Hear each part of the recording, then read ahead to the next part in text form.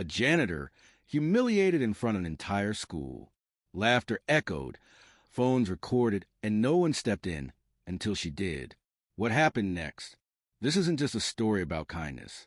It's about the moment that changed everything. Before we dive in, make sure to subscribe, hit that like button, and turn on notifications. Stories like this one, they're only possible because of you. The mockery. The polished floors of Lincoln Heights Preparatory School gleamed under the fluorescent lights, reflecting the pristine image of wealth and privilege that the institution wore like a crown. Students in designer blazers and tailored skirts milled about, their laughter echoing through the grand hallways. To them, the school was a stepping stone to Ivy League universities and high-power careers. To Carlos Mendez, it was just another place to work. At 58, Carlos had spent the last 12 years maintaining the very halls these students walked through without a second glance. He arrived before dawn, emptying trash cans, mopping spills, and wiping down lockers with quiet diligence. Most students barely registered his presence, unless they needed something. Then he was, "Hey, janitor," or worse, just a snap of fingers to get his attention. Today was different.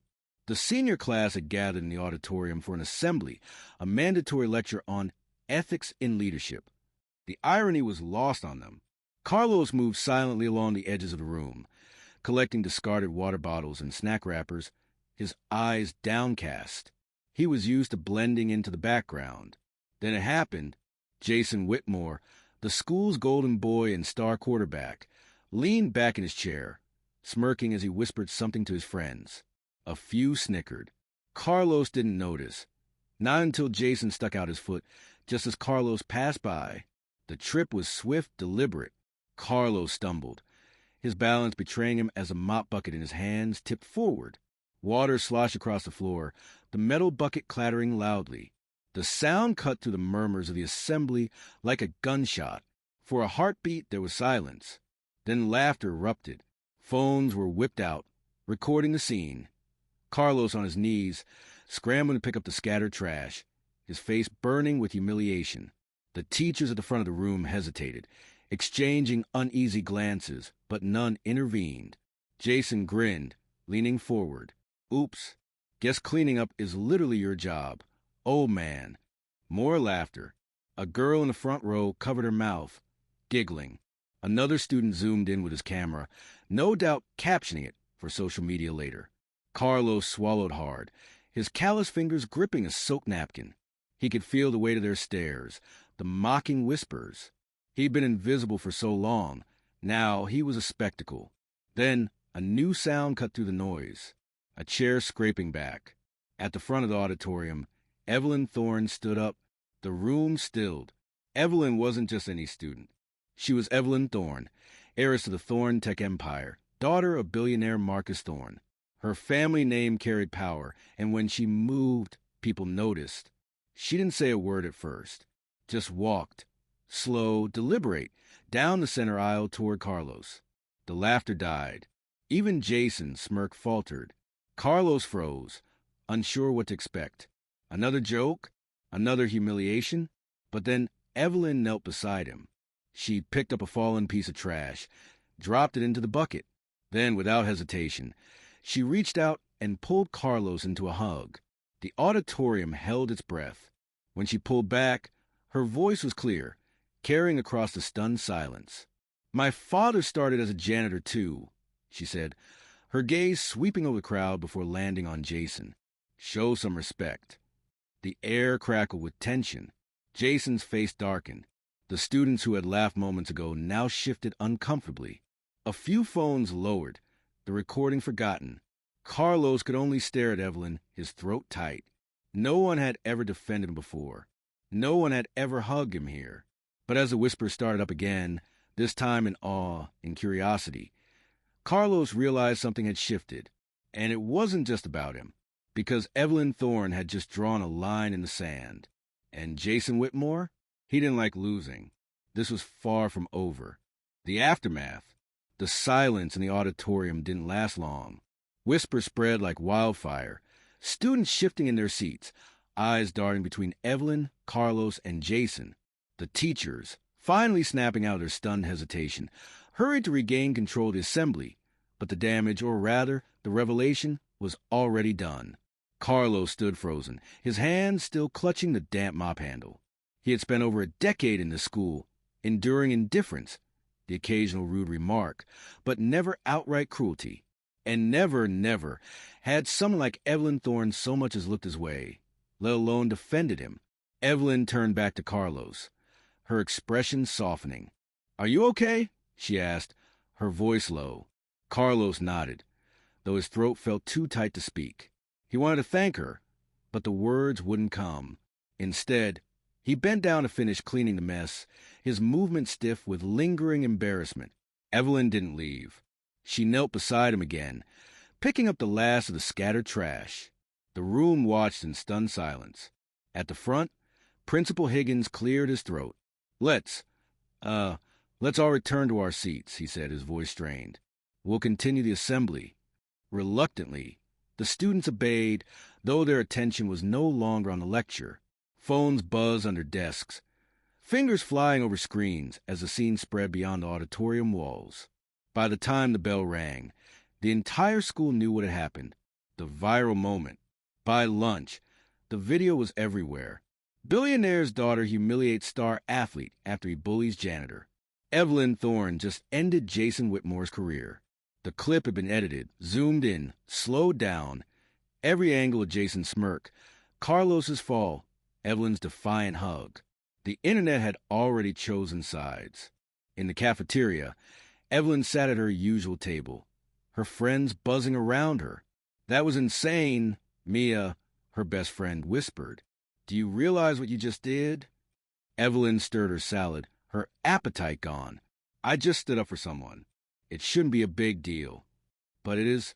Another friend, Daniel, cut in. "You're Evelyn Thorne. Your dad owns half the city. And you just publicly humiliated Jason Whitmore.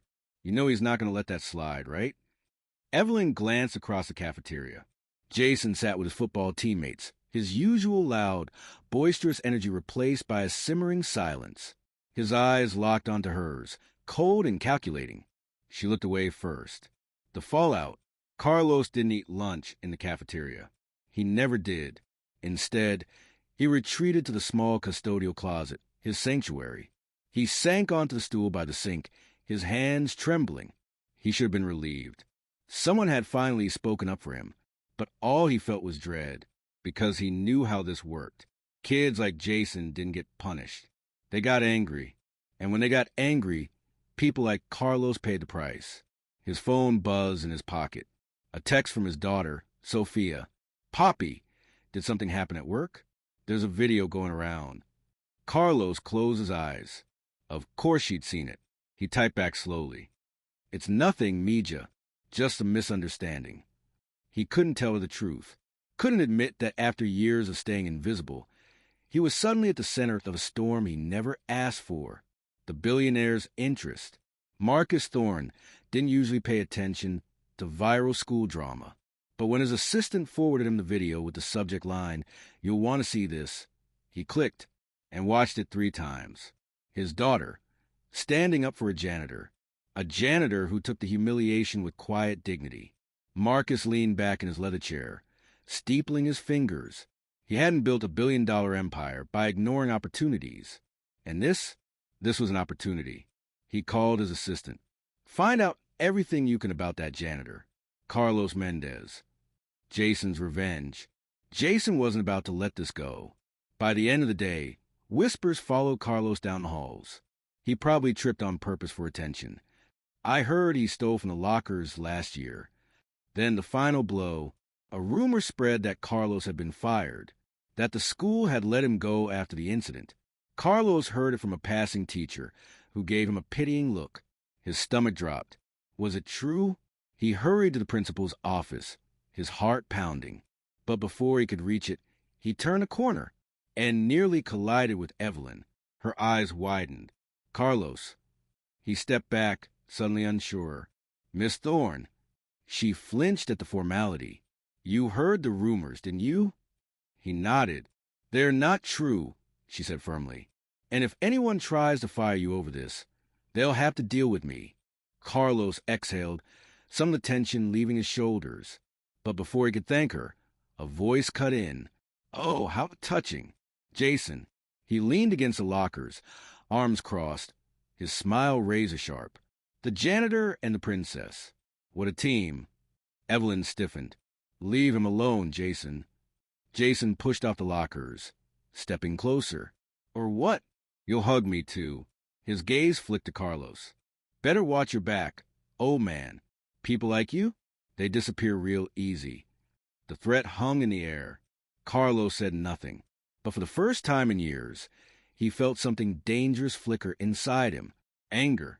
The truth comes out.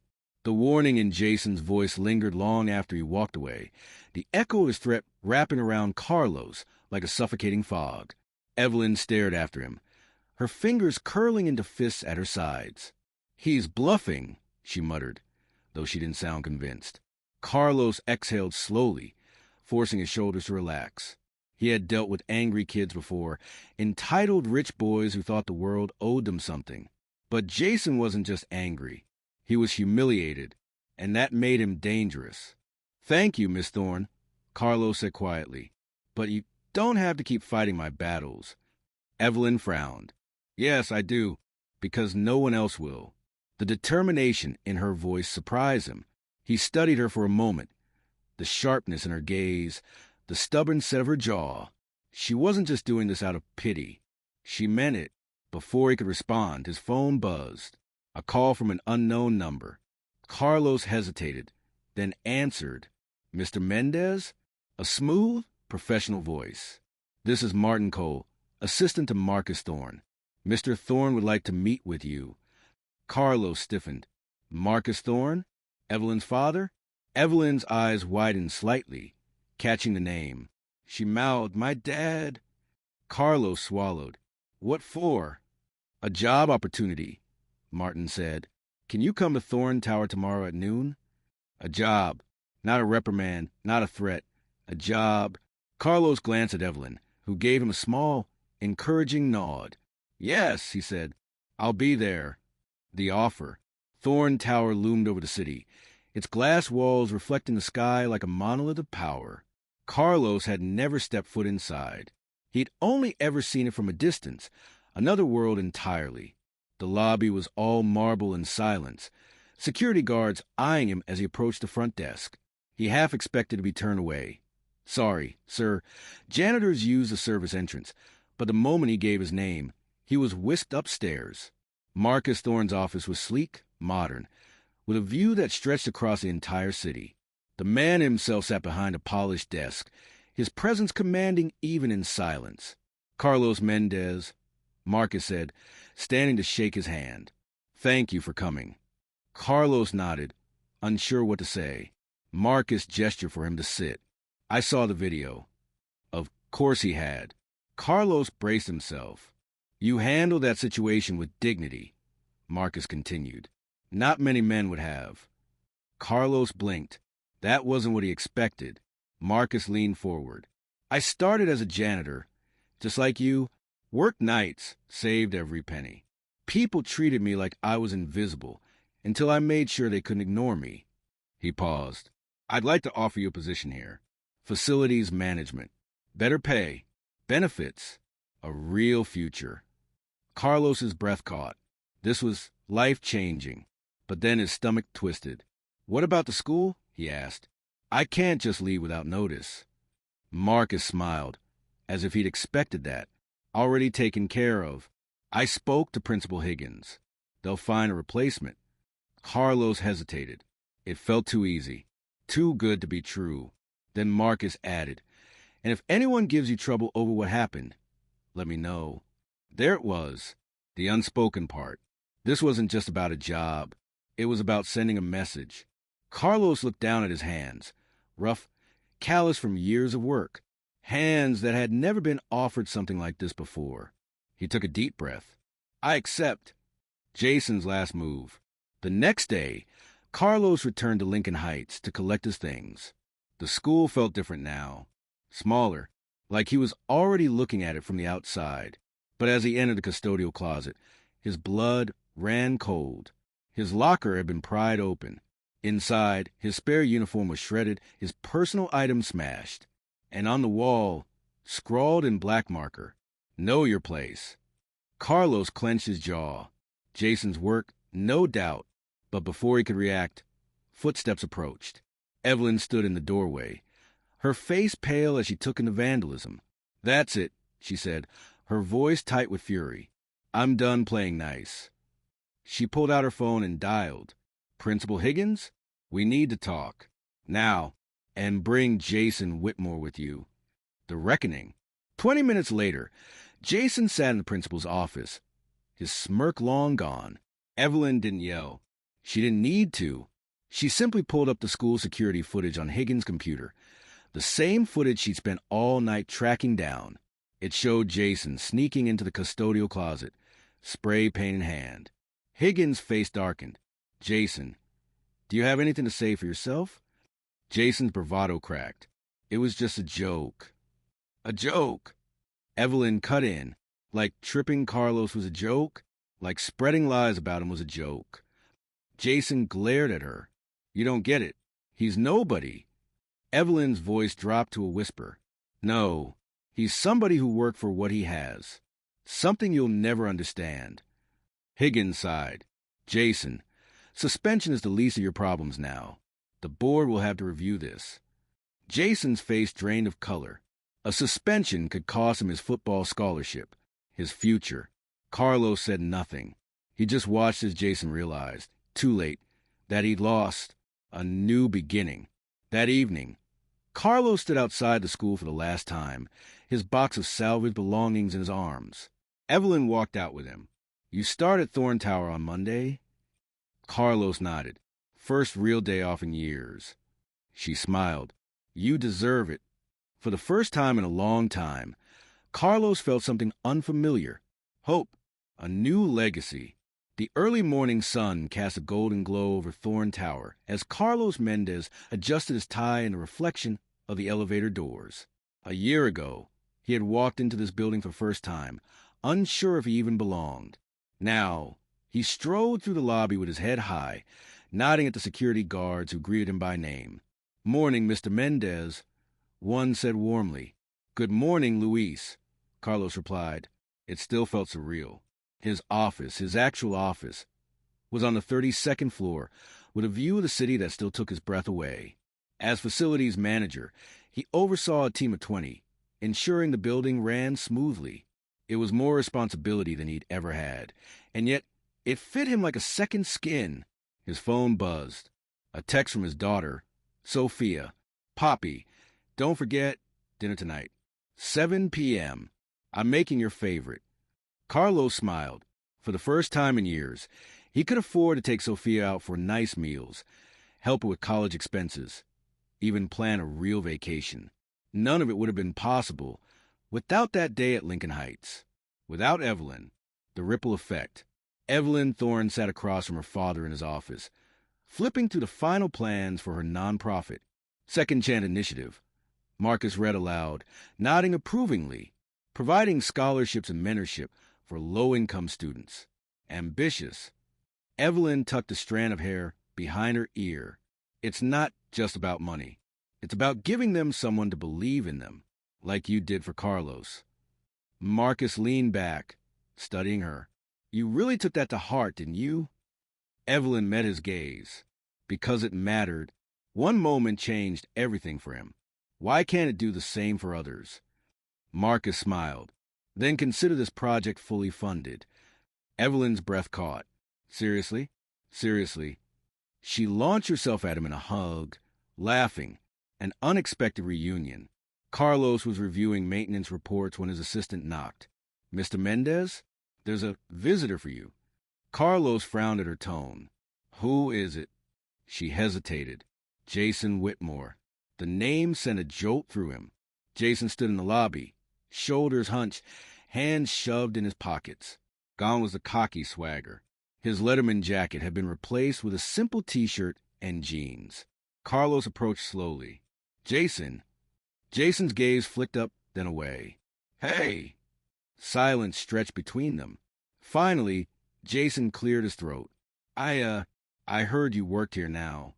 Carlos nodded. I do. Another pause. Then Jason exhaled sharply. Look, I came to apologize. Carlos raised an eyebrow. Jason's jaw tightened. Losing my scholarship, it woke me up. I've been working at a car wash for the past year. It sucks. He laughed bitterly. Guess I finally know how you felt. Carlos studied him. The arrogance was gone, replaced by something raw, something real. You hungry? Carlos asked suddenly. Jason blinked. What? There's a diner down the street. Let's talk. A second chance. Over burgers, Jason talked. Really talked. About how his dad had cut him off after the suspension. How he'd spent months angry, then ashamed. How he'd applied to community college, but couldn't afford it. Carlos listened. Then he pulled out his phone. What are you doing? Jason asked, calling Evelyn. Jason stiffened. Why? Because everyone deserves a second chance, Carlos said simply. 2 weeks later, Jason stood in the Thorne Foundation office, staring at the acceptance letter in his hands. Second Chance Initiative, Evelyn explained. Partial scholarship, plus a mentor to guide you, if you're willing to put in the work. Jason's throat worked. Why are you doing this? Evelyn crossed her arms. Because holding on to anger is exhausting, and because Carlos believes in you. She paused. Don't make him regret it. Jason swallowed hard. I won't. 1 year later. The gala was Evelyn's idea, a celebration of the Second Chance Initiative's first anniversary. The ballroom glittered with donors, students, and success stories. Carlos stood near the stage, watching Evelyn address the crowd. One act of kindness can change a life, she said, her voice steady. But it can also change you. Her eyes found Carlos in the crowd, and she smiled. Tonight, we celebrate not just where these students are going, but how far they've come. As applause filled the room, Carlos spotted Jason near the back, dressed in a suit instead of Letterman jacket, shaking hands with a group of wide-eyed high schoolers. Carlos smiled. Sometimes the world surprised you. This story started with one moment of courage. Where will yours start? If this inspired you, hit that like button, share it with someone who needs to hear it, and subscribe for more stories of hope and transformation, because kindness is always worth it.